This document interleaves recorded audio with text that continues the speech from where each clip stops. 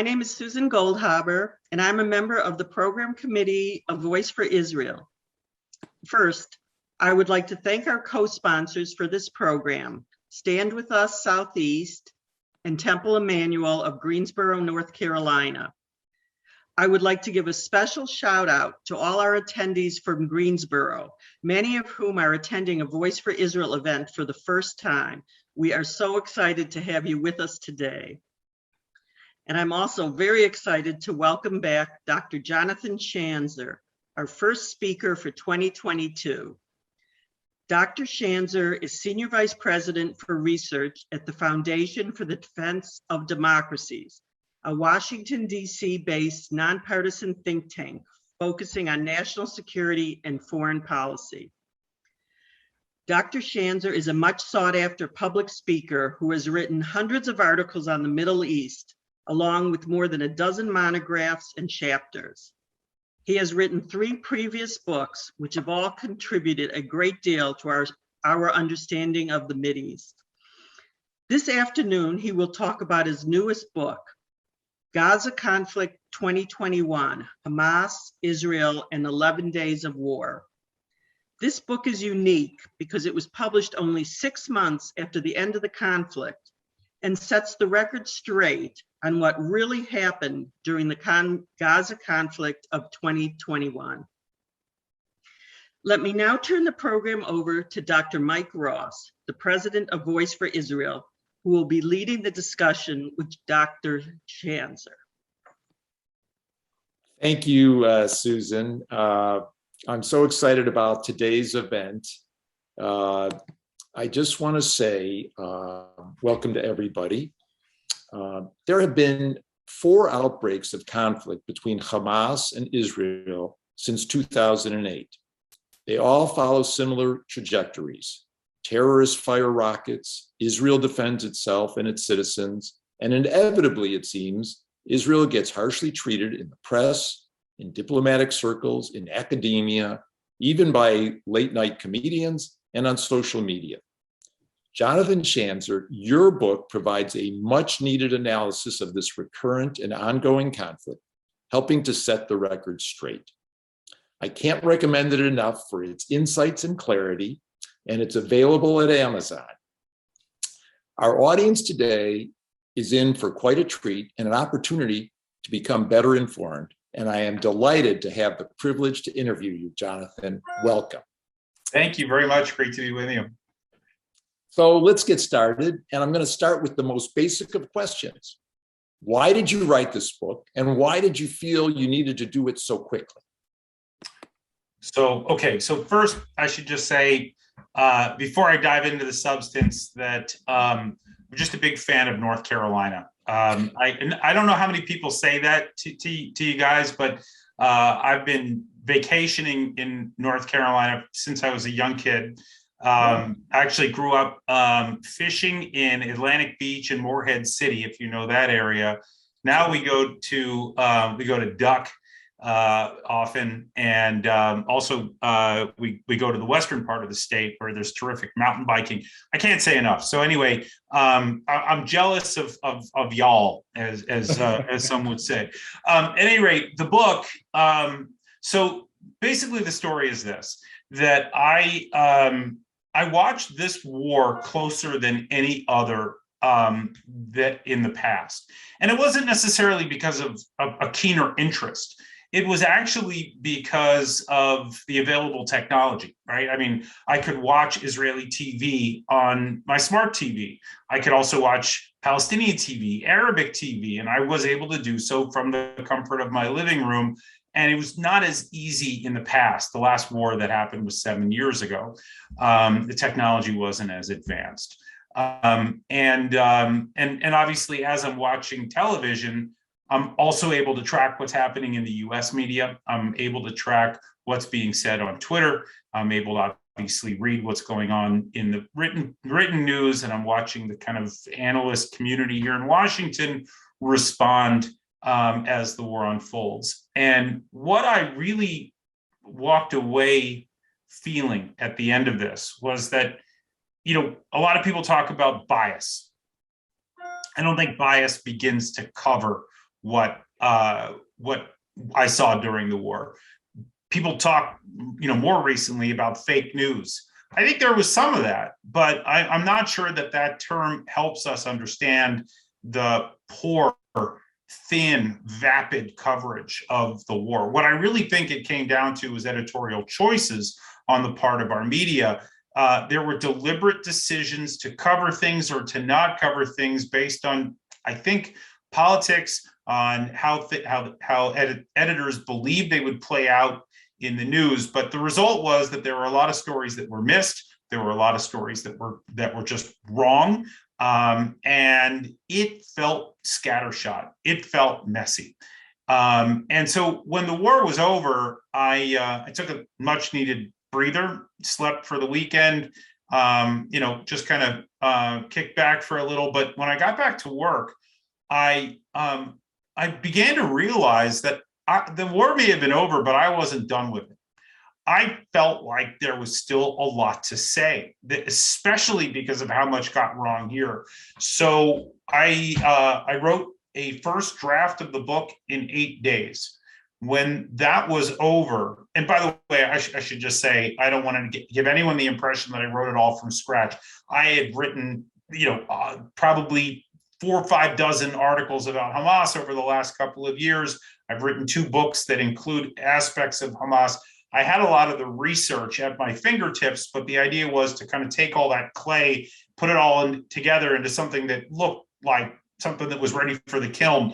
But when that was done, I went to Israel, and I spent 10 days there interviewing some really fascinating top-level officials, some of whom were involved directly in the Gaza war, others that are directly involved in the Ministry of Defense and intelligence areas and things like that. And I was sort of just getting a gut check about what I saw, what I heard on Israeli TV, and kind of how they viewed the conflict in retrospect.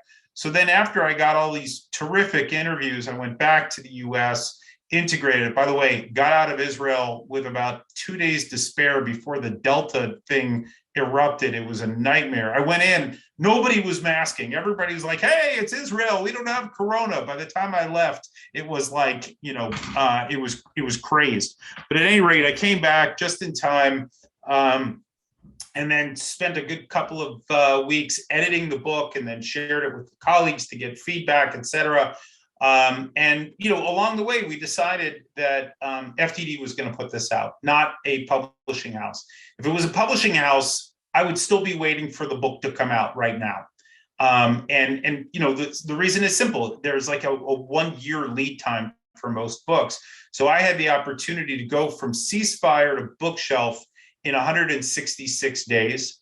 I don't think that's a record in publishing, but it was a record for me. I've never done anything like that. But really the goal was to begin to set the edge, so to speak. I'm using football terms as we head into the playoffs. But the goal really was to establish, to plant a flag and to say, this is the narrative. If you want to try to contest this, go ahead. But we are establishing this narrative now. With the idea that debates will come when the next round of books are published. And I want them to have something that they can compare their narratives to, because my guess anyway is that the next round of books will likely regurgitate a lot of the erroneous narratives that we saw during the war itself. Well, why do you think the media, if I can say this, correct me if I'm not saying it properly, seems to always get it wrong? I wish I had concrete answers for you on this. I think, there are a lot of people that would allege that some of this stems from anti-Semitism, and they may not be wrong. At the end of the day, there's only one Jewish state in the world, and when it gets singled out the way that it does, it certainly gives all of us pause and makes us wonder what's driving this horrific coverage, the sorts of allegations that are made at Israel, the blood libels. It is somewhat jarring when you think about it. So I think, there is an element of that. I would also argue that the Israelis don't do themselves any favors. I mean, in speaking to some of the Israeli officials that I chatted with, they make it clear that they're not thinking about trying to, conquer hearts and minds on the American on the American street, so to speak. They're not looking to convince Americans of the righteousness of their cause. Often when these wars break out, they're baring their teeth and snarling at potential enemies that may be considering joining the fray. So whether it's Hezbollah or Syria or Iran or whoever, right? What they're more afraid of is a 2-front, 3-front battle. And so there is this kind of ongoing narrative where the Israelis are saying, don't mess with us. We have this war in hand. We are not going to lose. Our enemies will be vanquished. But that doesn't play well in the West, right? By the way, there's also an element of messaging to the Israeli public as well. The Israelis want to know that their military is winning. They want to know that they are safe. And so the IDF does a lot of that as well. So at the end of the day, I think the Israelis missed the boat. I think there are some opportunities to perhaps build narratives in between the wars. Of course, this is, as you mentioned, this was the 4th war. There will be a 5th, unfortunately. I don't see the climate changing significantly. So my sense anyway is that we need to, I think we should be asking the Israelis to make their case in between the wars. They should be explaining how they fight these wars surgically, how they abide by the laws of war, how their technology enables them to be incredibly precise and to hold off on attacks when they think there could be collateral damage. These are the really actually remarkable ways in which Israel fights its wars, every few years. I don't think they get enough credit for it. And I think it's their mistake for not publicizing their incredible methods of war fighting, defensive wars at that. And I just don't get a sense that most journalists are clued in. Okay, I want to ask you, you say in the book, basically, that Gaza wars are always predictable. What did you mean by that? So, look, it really, I can't stress enough how predictable these wars are. You have Hamas, which is a terrorist group founded in the late 1980s that is dedicated to the destruction of Israel. Ideologically, that's not going to change. So we know that that's their goal. Their goal is to wage war against Israel, right? Now, after any war is over, as the war we just witnessed, what we actually see is a very familiar kind of pattern. The story is that Hamas right now is amassing weapons for the next round of conflict. They fired roughly 4,000 rockets. They had maybe 15,000 in their total arsenal. They're going to try to get back to that number, if not more.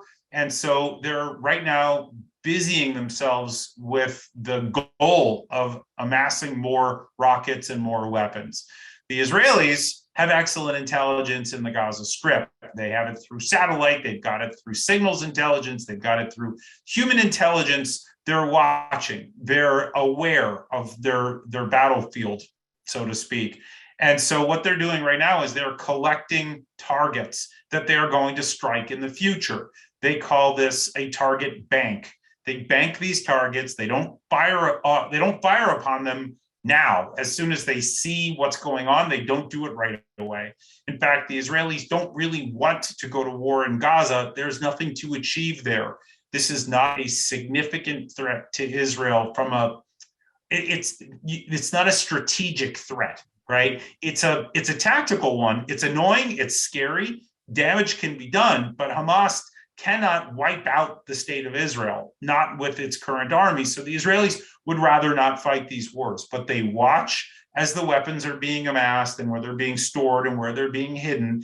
And they get permission in advance from their legal teams, from the Shin Bet, from the IDF lawyers, from their Ministry of Justice. And this target bank is actually a bank of legally approved targets pursuant to the laws of war.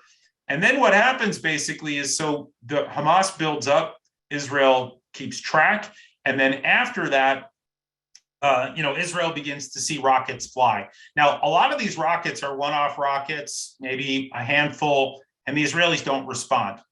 But then there will come a time, and again, we're talking about a pattern here. The pattern is always that either Hamas kidnaps or kills an Israeli soldier, or they fire on Jerusalem, or they fire on Tel Aviv or the environs of Tel Aviv, which is the most populous area of Israel, that triggers Israel to say, okay, that's our red line, you've passed it, and then war begins. The Hamas starts firing rockets. The Israelis take out those rockets with these pre-approved target banks that they already knew in advance that they were going to hit. By the way, a lot of people talk about these wars as if Israel is angry, that Israel is seeking retribution. It is as automatic as anything I've ever seen. When Israel starts responding to Hamas, it is not out of fury. It is, okay, we have to go weaken, we have to deplete, we know what we have to do. Let's not have collateral damage, but let's take out these targets one at a time. That's what the Israelis do. Hamas gets frustrated. They try to fire more of them. Iron Dome intercepts the vast majority. And at a certain point, Hamas's rockets begin to deplete. And so does Israel's target bank. And so the pace of the war begins to drop. That's when we know that the talks about a ceasefire will begin. They're already underway. I mean, they're underway usually from the beginning, but whether it's Egypt or Jordan or the United States, more people get involved and a consensus builds that it's time to have a ceasefire. At that point, it's usually a matter of days before it's signed, and then maybe another day or two before it's implemented, and then everything goes quiet. But as soon as it goes quiet, we go right back to the beginning, which is where Hamas starts amassing those weapons over and over again. So this is a very predictable pattern. It is not about, for Israel, it's not a war of fury. It's not a war of anger. It is for Hamas. But Israel is just going through the motions of defending its own people. There will always be surprises, by the way, and I talk about some of them in my book. But most of it is very predictable, which is why it's so shocking to me, by the way, that the media gets it so wrong. When you know that this is how this stuff works, why can't you just understand that this is the structure of the war, report on it like a professional? That's often not what it is. Usually it's about, alleged war crimes or Israel, using disproportionate force. By the way, of course it's disproportionate. Israel's military is vastly superior than the ragtag fighters of Hamas. Yes, there's going to be disproportional force. That's the way this war is structured. Hamas knows it, and yet they fight these wars anyway. It's like they're hoping against hope, knowing that there's a 99.9% chance they're going to lose. They fight the wars anyway, and then Israel gets blamed. That's the pattern. Well, it's very frustrating as one watches with my understanding, and I think the understanding of most of our viewers, that Hamas itself is dedicated to destroying Israel and using the most, horrific methods of violence, and yet the depiction is one of equal sides fighting each other, or cycle of violence, each side with their own narratives and grievances. But particularly this comes to attention when people talk about what started the war. There is this idea that Israel did something horrible, and that's why Hamas started the war. Can you? I think your book spent a lot of time exploring what really went into starting the war. And I'm going to keep recommending the book, but it really was terrific. And I'd like you to say a little bit about that. Sure. Look, the first thing that I'll just say is the discussion about Hamas's genocidal intentions is, I think, an important one. You mentioned it briefly, but there is more to it than that. Hamas fires unguided rockets into civilian areas in the hopes of hitting something. They don't even know what the something is. And that in and of itself is a war crime.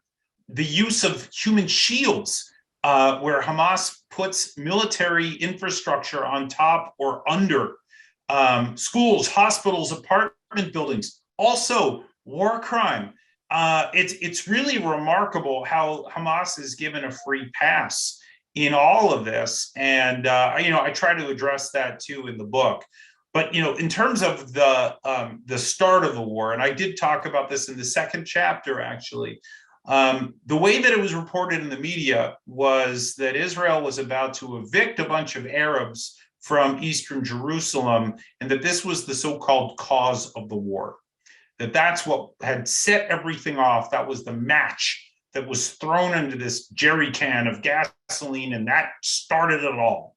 Well, first of all, let me just say this. Real estate disputes don't cause war. Bullets cause war. Rockets, missiles, drones, that causes war. And in this case, we can look at where the cause was. It came out of the Gaza Strip. Rockets were fired out of Gaza some 50 miles away from Jerusalem as Hamas sought to insert itself into this real estate controversy that was brewing. Now, what was the controversy? What was this eviction stuff all about? The story actually begins pre-1948. Before the establishment of the State of Israel, there were a couple of Jewish families that bought homes in eastern Jerusalem. It's in a neighborhood called Sheikh Jarrah. For those of you who've been to Israel, you've probably been to this neighborhood. It's the neighborhood where it's just outside of the Damascus Gate in the old city of Jerusalem, if you're familiar with that area. It's also where the American Colony Hotel is, which is a beautiful Palestinian-owned hotel. If you've never been there, I absolutely recommend it. It's got a gorgeous garden, a terrific restaurant, and the rooms are beautiful, Arabesque style. I'm not a shareholder in the hotel. I love staying there. But at any rate, so these Jews buy these homes, but they lose them in 1948, 1949. That's the War of Independence. Jordan actually conquers this territory, and they occupy it from 1948 until 1967. The Jews are not allowed to live there. After the Israelis reconquer this territory of eastern Jerusalem, that's when the families begin to appeal to Israeli court, saying, look, we've got people who are squatting on homes that either we or our families bought, and we want to reclaim them.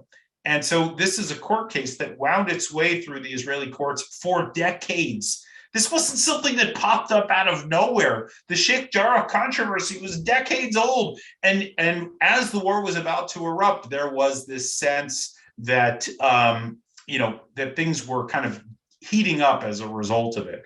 But it was not something surprising. This was not something where, Israel was willy-nilly just kicking people out of their homes, which is the way that it was often described in the media in the lead up to the war. The other thing that I'll just say about the cause of the war, people, I think, ignore that there was an election that was slated to take place in April among the Palestinians. And the story there is that the Palestinians decided after the Abraham Accords were signed, you'll recall this was the normalization agreements brokered by Trump in September 2020, where the UAE, Bahrain, Morocco, and Sudan all decided to normalize their relations with Israel. And it was at that point that the Palestinians kind of said, we're losing the Arab world. We got to do something. So they decided to hold an election. The election itself was significant because the Palestinians, as you may know, have been warring with one another. The Hamas faction has been in a state of civil war with the Fatah faction. Fatah is the dominant faction within the PLO. They've had a war, literally a civil war since 2007, and they've not been able to reconcile. So their decision to hold elections was kind of a decision to reunify as a Palestinian people. The only problem was that Hamas was going to take part. And we have laws in place here in the United States that stipulate that should Hamas actually play a role in a Palestinian government, that we'll have to cut our funds. We'll have to cut recognition. And by the way, some of those laws were put in place by a guy you may have heard of. His name is Joe Biden. Okay, it's a bit awkward, right? And the crazy thing was that the administration endorsed Hamas being part of this process. But as we got closer and closer to the election in April, the United States was hearing from other countries like Israel, like the UAE and Jordan and Egypt saying, guys, this is a bad idea. And so ultimately, you had a bunch of countries that I think prevailed upon Mahmoud Abbas, the president of the Palestinian Authority, to cancel those elections. Now, when he did, that's when it got really interesting, because Hamas was understandably irate. They were initially going to be part of a political process, and they get kicked out of that political process. So they're wondering how they can reassert themselves as leaders of the Palestinian people. If you're a terrorist group that has been kicked out of a political process, let me ask you, what is the option that you have left? Surprise, terrorist groups are going to launch terrorist attacks. And so as a means to try to put themselves back in a place of relevance, you begin to see the Hamas organization start to fire rockets at Israel. This was their attempt to win back attention. And by the way, they did. Even to this day, I think people are trying to figure out how to weaken Hamas and strengthen the Palestinian Authority, because the PA looked feeble, the PA looked weak, and Hamas looked stronger. And so this, I think, was really, I don't think that it's the cause of the war, but it certainly prompted things, it pushed things in a different direction, and it went completely undocumented by our media here in the US, because they typically like to focus on Palestinian and Israelis hate each other, rather than, gosh, maybe the Palestinians don't like each other either, and they're in their own state of conflict, and maybe politics are more local than people might think. Well, in your book, you talk about, and you've made it clear today, these conflicts are not an existential threat to Israel, but they are part of they take place within a strategic battlefield where there are lots of players involved. And you mentioned those, Turkey, Qatar, and even Malaysia, but most of all, Iran. And I'd like to ask you to expound on the role of Iran, which is really so important. Sure. So look, Iran is the foremost state sponsor of terrorism in the world, designated by the United States, and a number of other countries recognize that to be the case as well. Since Hamas's inception in late 1987, early 1988, no country has contributed more to the military capacity of Hamas.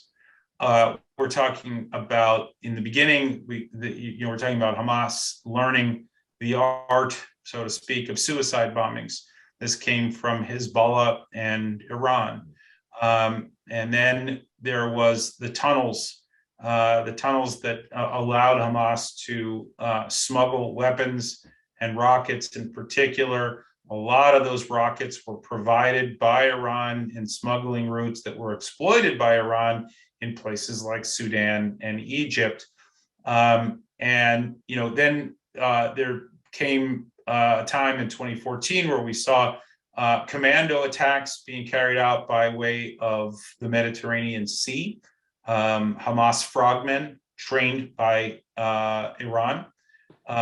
Better weapons coming in, drones, longer range rockets with bigger payloads, all of these things thanks to the largesse of Iran.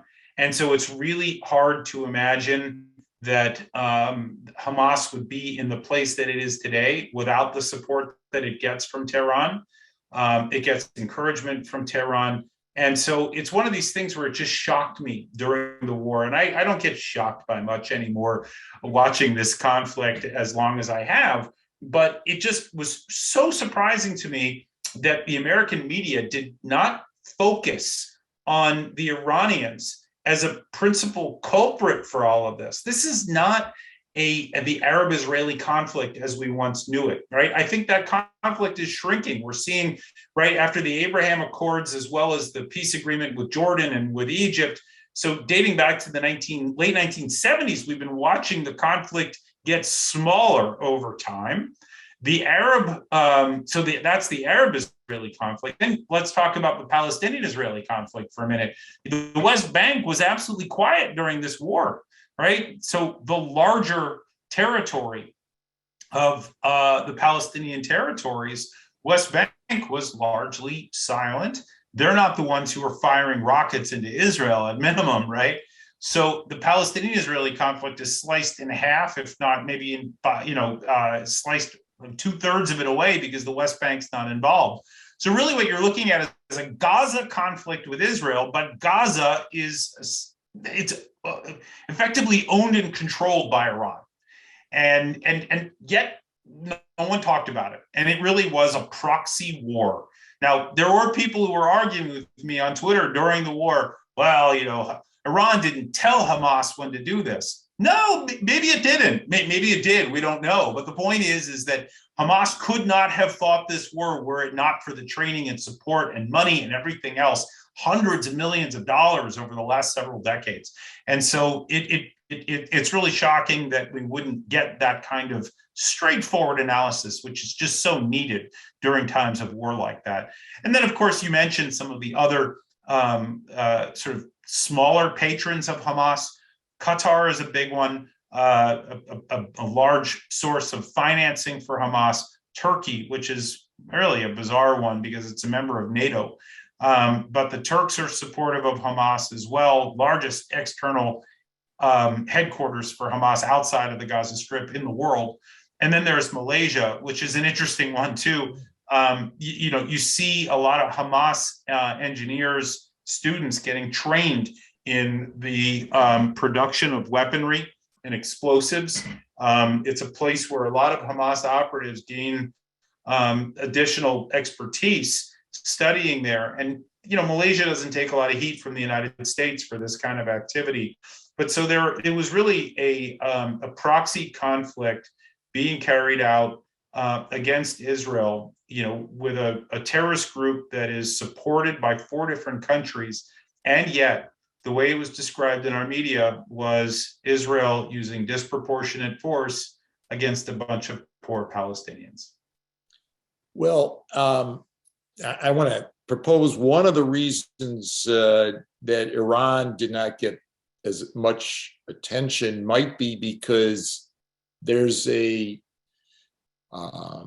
effort to say that we can deal with Iran, particularly now that we're in negotiations are going on to re-enter the nuclear deal.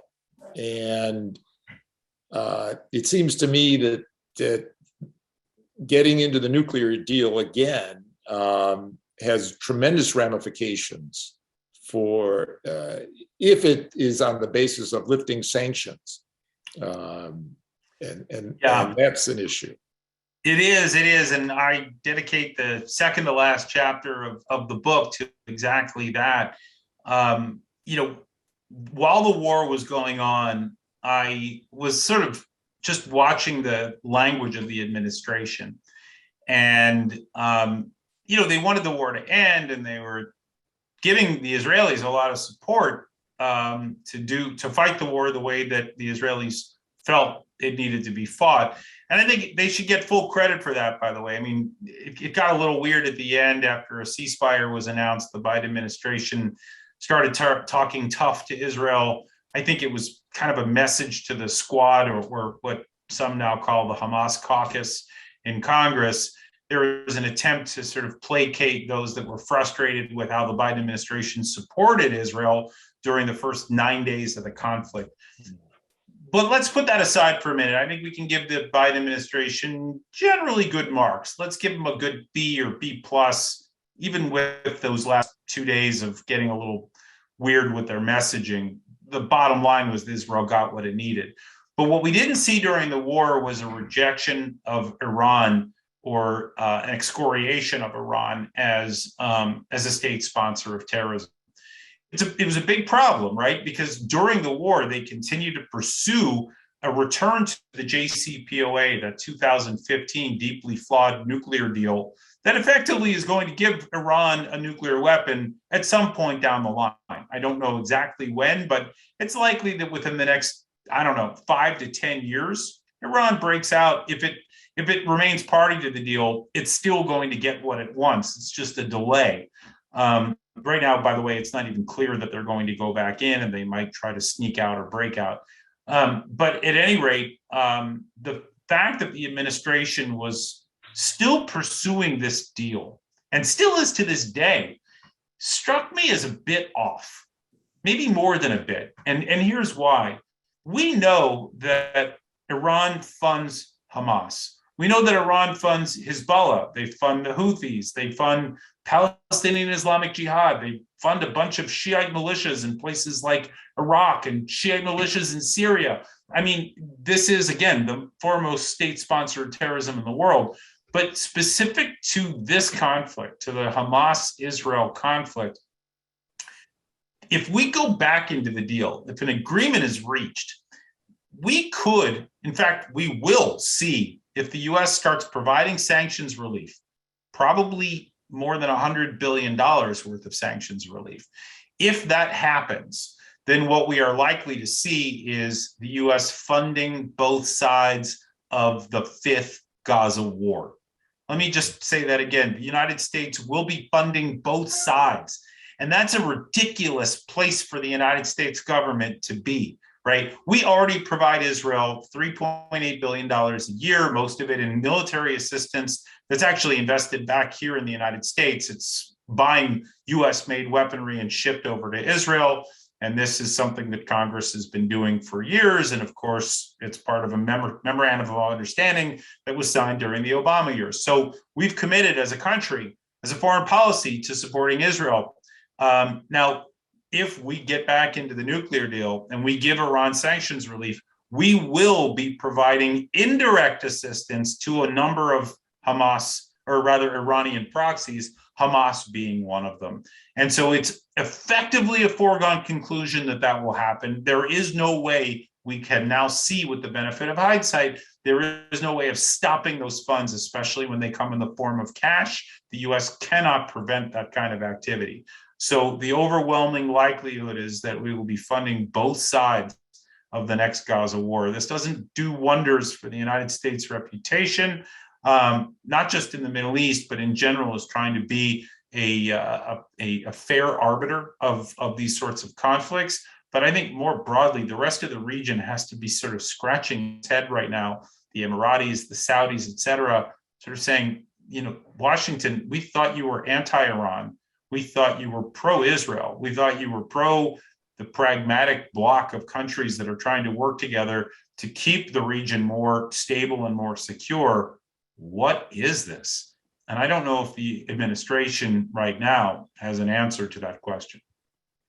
So I want to remind people to, if they have questions, to write that in the question and answer spot at the bottom of your screen. And I'm going to turn it over to Marcia shortly to manage those questions and answers. But I wanted to ask you about one of the more dramatic parts of the war, and that was the Israel taking out the metro, the so-called metro. And it became a little controversial as well because of some messaging involved in that. Can you walk us through that? Oh yeah, it was by far the most dramatic moment of the conflict.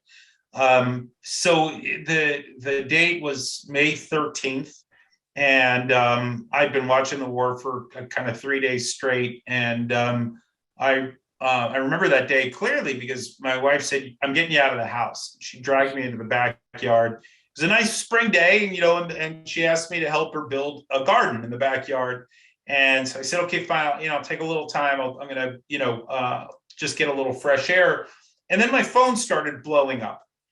And I look on Twitter, and Twitter, there's a tweet in English and in Hebrew from the IDF, from the Israel Defense Force, where it says Israeli troops are targeting Hamas on the ground in the Gaza Strip. And so, that seemed to imply that the Israelis had just launched a ground invasion. And I said, I got to see this. I don't believe, if you know Benjamin Netanyahu, if you know Bibi, you'll know that he was phobic of ground wars. He did not want to get involved in them. They were the undoing of many of his predecessors. And as a student of Israeli history, he knew better. And I was thinking, this seems wrong. But you know what? Maybe there was something really, concerning that was pushing him to go do this. So I go in, I turn on channel 11 on my TV. By the way, Apple TV is tremendous for watching Israeli television in real time as well as recorded. Anyway, so I turn it on, and it was really interesting. There was a reporter who's like literally looking at his phone, and he's standing on a hill overlooking the Gaza Strip. So the Gaza Strip's behind him. And he says, look, none of my contacts at the Kiryat, Israel's defense ministry, can confirm this. I can't run this story. And the anchor's like, well, how do you explain what's going on in the Wall Street Journal and New York Times and AP? He says, I don't know, but look over here, guys. There is nothing behind me, and I can't confirm this story. So I said, okay, let me see if channel 13, the other one that you can get on Apple. I said, okay, let me take a look there. So I turn it on. Same thing. The Israeli reporter is like, no, I can't run the story. We see what's being reported, but we cannot confirm. So, but here's what happened.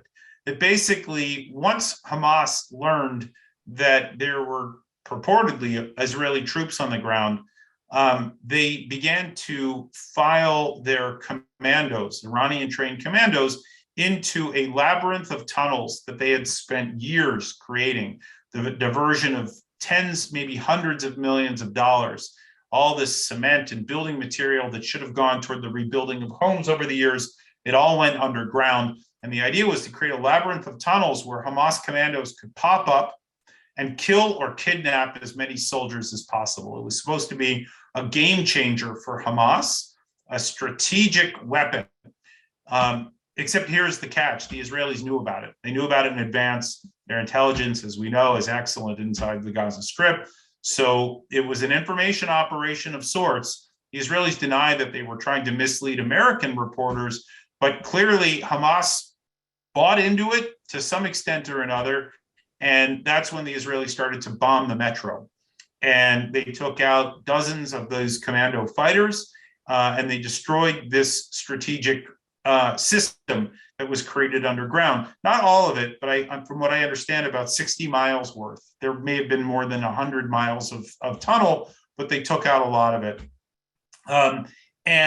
What happened afterwards was that the media here in the US was irate with the Israelis. They blamed the spokesperson for the IDF, Jonathan Schanzer, for deliberately misleading them. He went into an off-the-record conversation with them where he swore up and down that he didn't deliberately do that and that was not his intention, and that he got mistaken information from headquarters.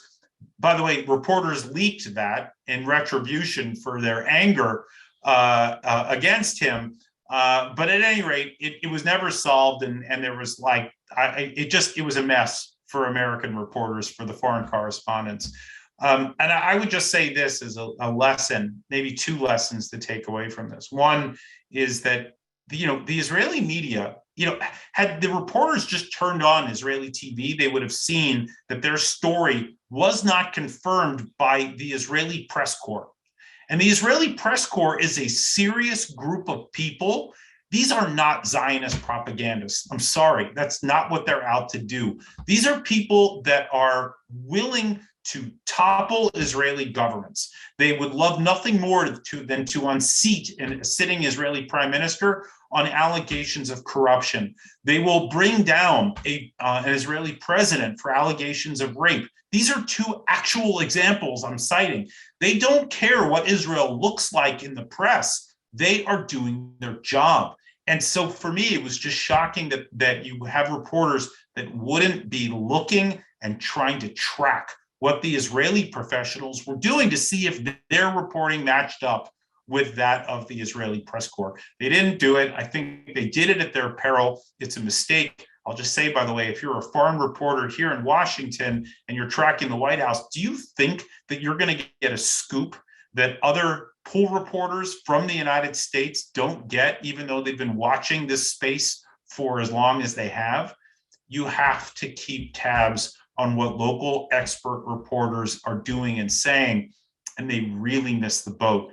And I blame them as much as I might blame the Israelis. I mean, the Israelis may have deliberately done this, but I have to say, these are people that could have saved themselves from getting egg in their faces if they had just turned on their TVs as I did. The other thing that I'll just mention is if Israel did carry out an information operation, and it's quite possible that they did, you have to understand something. Israel's margin of error is still slim. The Israelis cannot lose a war. The Israelis need every edge that they can possibly get. I think for them, it's better to apologize after the fact than to deal with the mess that could come from a war that's lost. And so, not that I think that Israel was in any immediate danger during that war, but I think Israel still has, and I think rightly so, this mentality that they need to be scrappy, that they need to look for every edge that they possibly can get. And in this case, I think they did. So I'm going to turn it over now to Marcia because we're getting a lot of questions in. I want to give time for as many questions as we can get in. Thank you, Mike. And thank you so much, Dr. Schanzer. You have an amazing way of taking very complex issues and explaining them so clearly. We really appreciate that. Thank you. A number of questions have come in. So the first one that probably is on a lot of people's minds, and you somewhat address this with the media bias, but given that Israel was attacked and not the aggressor, why do you think the war brought out such anti-Semitism and anti-Israel hatred? I think we probably need to address both separately. Anti-Semitism is something that is unfortunately reared its ugly head in the United States and around the world, for that matter. European countries, Arab countries as well. Although I must say that I saw less evidence of anti-Semitism in the press, likely as a result of the Abraham Accords, which I think was a positive development. But we saw people walking down the street and all of a sudden just getting just clocked in the face by people that hate Jews. We saw fights that were breaking out in major American cities between Jews and anti-Semites.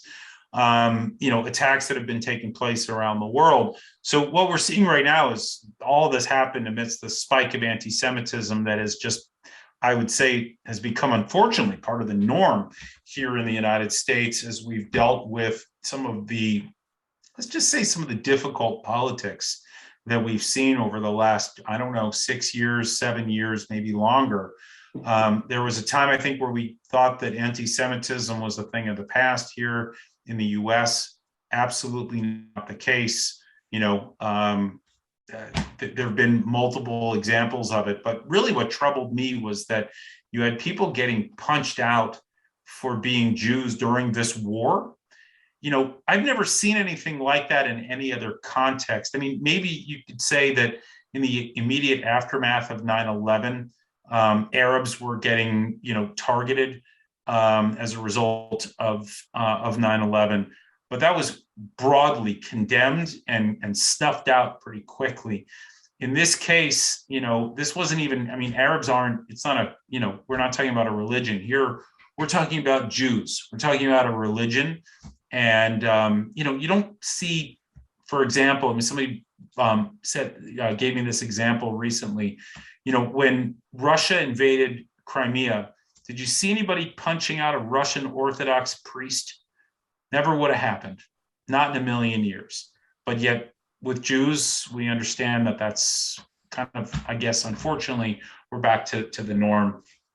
By the way, I just read a great book. It's actually 2 years old. I didn't realize how old it was, but if anybody would like to read a book on the resurgence of anti-Semitism, there's a book by Barry Weiss, who's formerly of the New York Times, How to Fight Anti-Semitism. I'm actually interviewing her tomorrow for an FDD event. Her book was just recently translated into Arabic. And the goal, I think it's a terrific initiative. The goal is to just make sure that her message transcends just, English-speaking audiences and reaches, I think, the right folks. But the anti-Israel sentiment is a trickier story. This is one that I think is the result of decades of information operations that have been largely carried out by, Muslim and Arab countries that have sought to vilify Israel. They've done it at the UN. They've done it in the press. They've done it in multiple multinational organizations. Many of these countries refuse to allow their athletes to compete against Israelis. All right, it's a stigmatizing of Israel that has taken place worldwide, and it's still normalized. We see it in BDS. We see it in the decision by Ben & Jerry's and Unilever to single out Israel, even as there are war crimes that are being carried out all around the world. They chose to focus on a bunch of Jews, adding on additions to their homes in the West Bank. This is unfortunately the situation that we're in. It means there's a lot more work to be done to make sure that Israel is not singled out, and to make sure that the only Jewish country in the world is not singled out as well. Another question. Please give us some examples of the surprises of the war that you mentioned.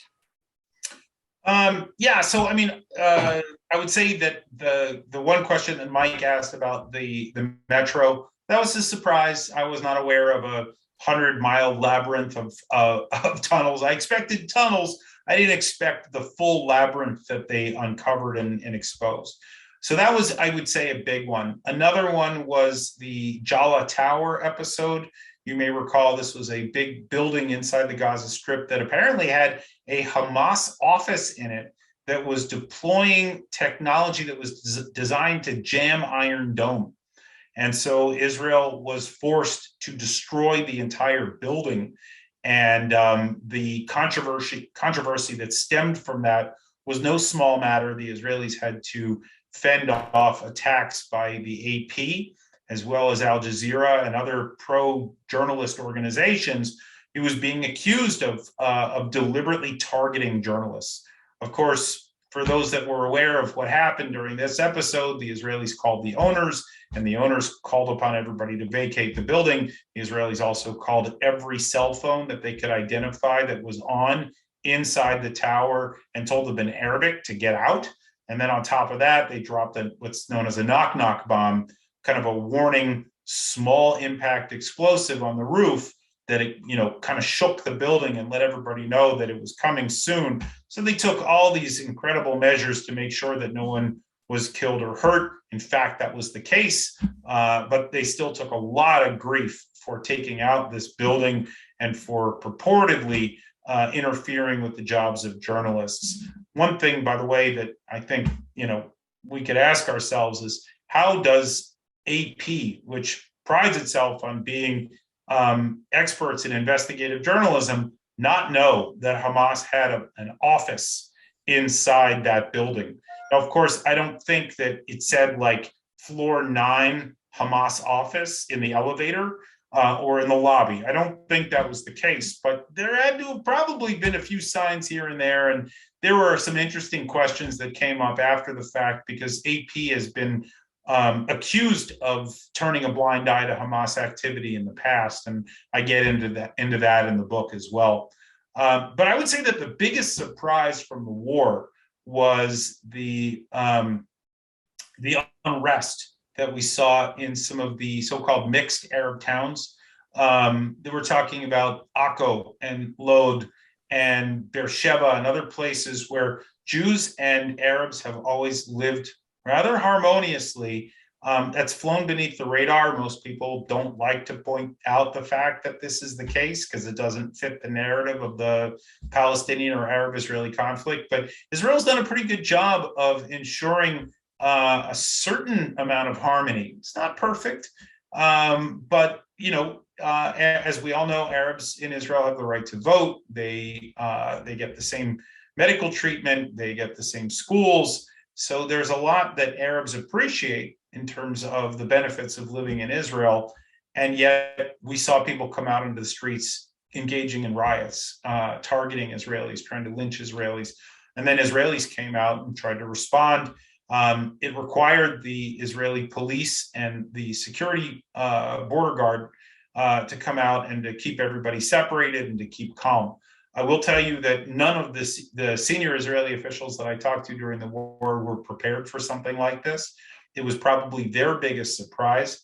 I would tell you that one thing that we can all probably expect in the fifth round of a Gaza war, or even a war with Hezbollah, I hope it doesn't happen, but I think it's also probable at some point along the way, but you'll see those border guards redeployed.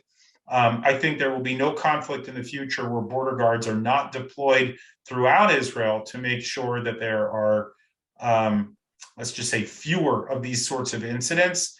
And there also will be a need to separate people if and when these things do erupt. What were the issues on the Temple Mount that were used by the media as causes of the war? Yeah, so, first, we mentioned the Sheikh Jarrah controversy, and that was happening, and I was in Jerusalem, and it was riling people up. But as I note in the book, there's a couple of other things that were happening. One, it was Ramadan. So you had people coming to Jerusalem and praying on a regular basis. And Israel has some restrictions on how many people can go up on the Temple Mount and who and at what age and things like that, because what they're trying to do is to prevent a gathering that might turn into something that's worse. There was also Jerusalem Day, which is a day that is celebrated by Israelis. It's the day that celebrates the reunification of Jerusalem, the reconquering of Jerusalem after the 1967 Six-Day War. Needless to say, this is not a day that is celebrated by the Palestinians or Arab Israelis. And so that didn't go over real well either. And then while there was dancing and singing and cheering by Israelis at the Temple Mount area, there were fireworks that were being shot off kind of as an attempt to irritate and to scare those below. But what it did is it actually, in a couple of cases, it set fires. And in one case, there was a picture, I remember it very clearly, you can find it on Google, but you can see a fire that had started on a tree that was kind of right outside of this, of the Dome of the Rock complex. And so you got Israelis down below dancing and singing, and then you got a fire that looks like it's threatening the Al-Aqsa Mosque compound. And that was a photo that made its rounds. So you can just get a sense of kind of the combustible situation. It's always combustible. And I'm not telling you, by the way, that the Israelis are perfect and they did everything right. There were moments where they sent their police in and beat people up and probably needlessly exacerbated the conflict. But again, if you're going to ask yourself, was this, started by something that happened in Jerusalem? I don't think so. I think it started when the rockets started flying out of Gaza into the environs of Jerusalem. You just mentioned that the Israelis weren't perfect, so that's a good lead into this question. I'm assuming you have a pretty thick skin and can take this question. Your presentation has the tone that Israel can do no wrong. Do you really believe that Israel is all good and Palestine all bad? Of course not. Look, I mean, the Israelis are just like any country in the world. It's got its serious flaws. I mean, we've got plenty of our own flaws right now. I'd say it's kind of hard to ignore what's happening here in the United States. I'd say the Israelis have similar challenges. It's a younger country, by the way, still grappling with a lot of its security and political issues, really under the shadow of nonstop conflict. And so there are mistakes that are constantly being made. I would, by the way, argue that there are, first of all, if there was an information operation that the Israelis carried out with regard to the metro, I have to say it's a mistake if what you're trying to do is to, claw back some of the better media coverage that Israel typically doesn't get. I think that's a mistake. Some of the heavy-handed tactics that we saw leading into the war, probably a mistake. The decision not to contest those Palestinian elections the moment that they were announced, probably a mistake.